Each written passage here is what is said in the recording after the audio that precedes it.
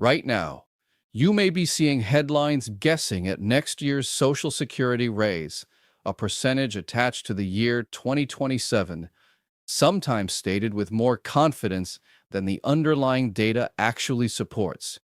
Here is the payoff up front, in two parts. First, that number is not final. It cannot be final yet, and the actual figure will not be locked in until the Social Security Administration makes its official announcement in October. Second, even once that number is confirmed, you will not keep all of it, because your Medicare Part B premium gets deducted automatically before the raise ever reaches your bank account. Today, I am walking through exactly how the cost of living adjustment gets calculated, why early estimates keep shifting before October, and exactly how much of your eventual raise Medicare is legally allowed to take, including one federal protection almost nobody has heard of that limits it. My name is Robert Hensley, and every week I go through the actual federal rules behind numbers like this one, because the agencies themselves rarely explain the process in plain language, only the final result once it is already decided and printed in a press release. I am not here to sell you anything, and if you are new here, hit subscribe and tap the bell now, since new videos post every Wednesday and Sunday. Let us start with the calculation itself, because almost nobody outside of the agency actually understands how it works, even though the formula itself has been publicly documented for decades and has not changed. The Social Security cost of living adjustment is not based on a full year of prices. It is based on exactly 3 months of data, July, August, and September, compared against the same 3 months from the previous year, using a specific measure of consumer prices called the cpi-w. That 3-month window is the entire reason early estimates keep shifting throughout the year, and it is the single most important thing to understand in this entire video. Anyone publishing a projection in January, March, or June of this year is working with data from months that are not even part of the official calculation, no matter how carefully they built their model or how credentialed the person presenting it happens to be. As the real July, August, and September numbers actually come in, 1 month at a time, from the Bureau of Labor Statistics, every estimate published before that data existed was, by definition, an educated guess rather than a calculation, however well-informed the guess might have been at the time it was published. A projection published in the spring might look nothing like a projection published in late September, not because anyone made a mistake, but because the second projection is finally working with real numbers from the actual measured window, while the first one was extrapolating from months that do not count toward the formula at all. Before we go further, it is worth understanding what that cpi-w measure actually tracks, since the name alone tells you almost nothing useful. It stands for the Consumer Price Index for urban wage earners and clerical workers, and it is built from a large basket of everyday goods and services, housing costs, groceries, transportation, medical care, and dozens of other categories, weighted according to how a working household typically spends its income. The Bureau of Labor Statistics collects pricing data on that basket continuously throughout the year, in cities and regions across the country, and publishes an updated index value every single month. The cost of living adjustment simply compares the average of 3 specific published values, July, August, and September, against the same 3 months from the prior year, and the percentage difference between those two averages becomes the adjustment. Every piece of that process is public record, published on a fixed schedule that never moves. You will see these early numbers from a range of sources, some far more careful than others, and it is worth learning to tell them apart before you take any of them at face value. Certain nonprofit senior advocacy organizations track inflation data month by month and publish running estimates specifically to help people plan ahead. And they are usually transparent that their number is a projection, not an official figure, updating it repeatedly as the year progresses and more months of data become available. Financial news outlets often repeat these projections without always making that distinction clear to a casual reader scrolling past a headline on their phone. And some channels in this exact niche present an early estimate as though it were already confirmed, which is exactly the kind of imprecision that leads people to build a household budget around a number that was never guaranteed to hold in the first place. The most careful sources will tell you plainly that their estimate could still move before October, and that single sentence is worth actively looking for every time. The Social Security Administration makes the official announcement in October, once the Bureau of Labor Statistics finalizes the September inflation data. Since September is the last of the 3 required months, and nothing can be confirmed before it exists in final form. That press release states the exact percentage, and it applies to benefits paid starting the following January, not immediately upon announcement, giving families a couple of months to plan around a confirmed figure. Alongside the percentage, the agency also typically publishes other updated figures for the coming year on the same schedule, including the maximum amount of earnings subject to Social Security tax, the retirement earnings test limits for those still working while collecting benefits, and the federal SSI payment standard.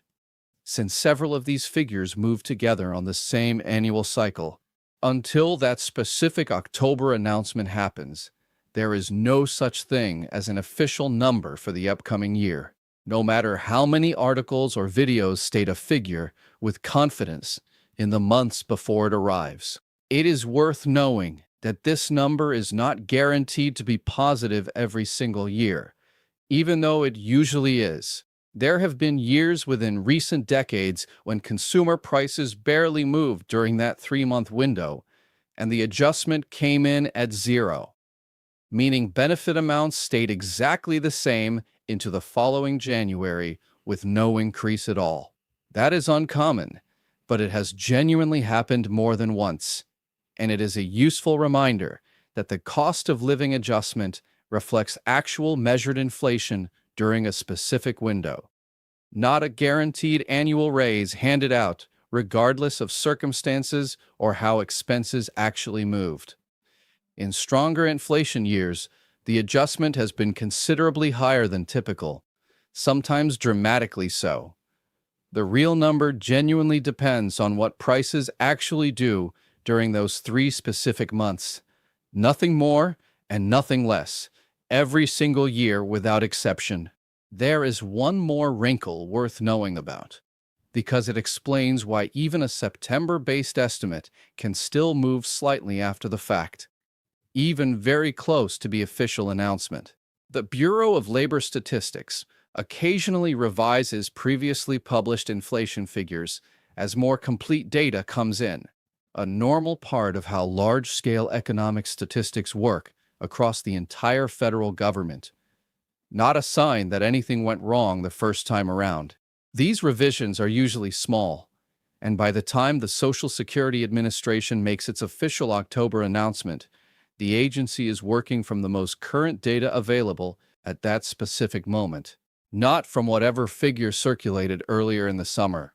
This is simply one more reason to treat any number published before the official announcement, no matter how late in the year or how authoritative the source sounds, as still subject to change until the Social Security Administration itself states the final figure in writing. Picture a woman named Estelle, 72 years old, who read an early estimate online back in the spring and mentally added that exact amount to her monthly budget for the coming year without waiting for anything further. She started planning a few extra grocery trips and a modest gift for her granddaughter's birthday around that number, treating it as settled fact rather than a moving target. When the real figure was announced in October, it came in noticeably different from what she had read months earlier. Not because anyone lied to her, but because the spring estimate was built on months of data that were never actually part of the formula to begin with. Estelle was not being careless. She simply trusted a number that was never meant to be treated as final. And she is far from the only person this happens to every single year around this exact time. The fix for Estelle was not complicated. It was simply waiting one more season before committing anything to paper. Here is how to treat any early estimate you see between now and October, no matter how confidently it is presented. Use it as a rough planning range, not a number you write directly into your actual budget or share with family as though it were settled. If a source states a projection, look specifically for language acknowledging that the real number is not yet known, since that phrasing is a sign of a source being careful with you rather than chasing clicks with false certainty. Avoid making any financial commitment, a new lease, a larger purchase, a gift, based on an unconfirmed percentage you saw once online. And even once the real number is confirmed in October, that headline percentage is not what actually lands in your account. Which brings us to the part almost nobody explains correctly. Every year, whatever the final cost of living adjustment turns out to be, a meaningful share of it often disappears before you ever see it. And the reason is almost always the same: your Medicare Part B premium. For most beneficiaries, that premium is deducted directly from your Social Security check before the deposit ever reaches your bank account. And most people never see a separate bill for it at all. Part B covers your doctor visits, outpatient care, preventive services, and durable medical equipment. And its premium is set by law to cover roughly 1/4 of the program's overall cost each year, with general tax revenue covering the rest. When Medicare's costs rise faster than general inflation, which they frequently do, the premium increase can absorb a significant portion of your cost of living adjustment before it ever shows up as spendable money, sometimes considerably more than you would expect from the headline percentage alone. Here is the part almost nobody explains correctly, and it is the single most useful fact in this entire video. Federal law includes something called the Hold Harmless provision, written directly into the Social Security Act. For most people who have their Part B premium deducted directly from their Social Security check, this provision legally prevents your net check from actually decreasing from one year to the next because of a Part B premium increase. In other words, Medicare is generally not allowed to take so much that your check gets smaller in dollar terms than it was the year before, even in a year when premiums rise sharply. However, this protection has real limits, and they matter. It does not apply to new enrollees in their first year of Medicare, and it does not apply to higher income beneficiaries who pay an additional income-related surcharge on top of the standard premium. Knowing whether you personally qualify for this protection matters far more than knowing any national average figure. Since higher income beneficiaries came up, it is worth explaining exactly what that means, since the term gets thrown around without much explanation. This surcharge is called the Income-Related Monthly Adjustment Amount, commonly shortened to IRMAA. It applies to a relatively small share of beneficiaries whose income, based on your tax return from 2 years earlier, falls above certain thresholds set by the government each year. If you fall into one of these higher brackets, you pay more than the standard Part B premium, sometimes considerably more at the highest tiers, and this surcharge is not protected by the Hold Harmless provision the same way the standard premium is. The good news is that these thresholds are published every year directly by Medicare, and if your income has dropped since that earlier tax return due to retirement, a job loss, or another qualifying life event, you can file an appeal with the Social Security Administration to have your surcharge reconsidered based on your current circumstances rather than outdated income. There is one more layer worth understanding, because it explains why this gap between your raise and your actual bills keeps happening year after year. The cost of living adjustment uses the cpi-w we already defined, which tracks the spending habits of urban wage earners and clerical workers, a working-age population buying groceries and gasoline for a commute, not a retired one managing chronic health conditions. Seniors and people with disabilities typically spend a much larger share of their income on healthcare and housing than that measured group does.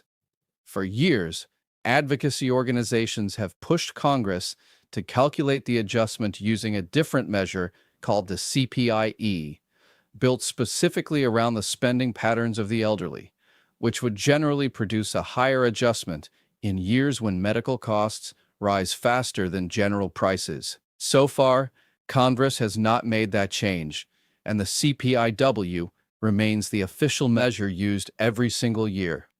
Because these numbers change every single year, I am deliberately not giving you a specific percentage or dollar figure in this video, since anything I stated today could already be outdated by the time you are watching it.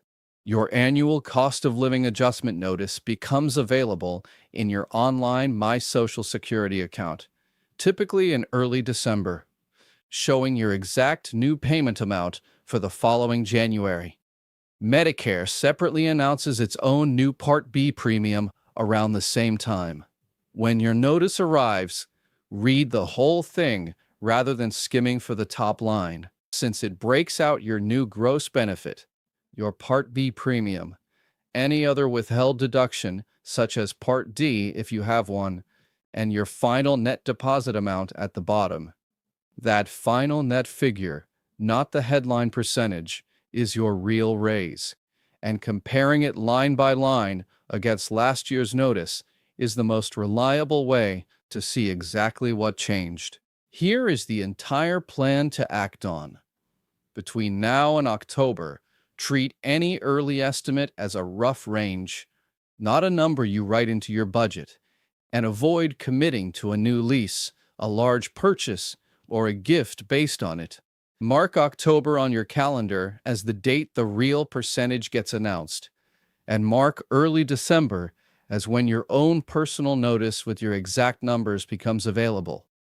When that notice arrives, do the same subtraction every year, your new benefit minus your new Part B premium, to find your real number rather than trusting anyone's estimate, mine included. And check specifically whether the hold harmless provision applies to your situation, since new Medicare enrollees and higher income beneficiaries subject to IRMAA are handled differently under the rule. Let us recap quickly. The cost of living adjustment is calculated using exactly 3 months of data: July, August, and September.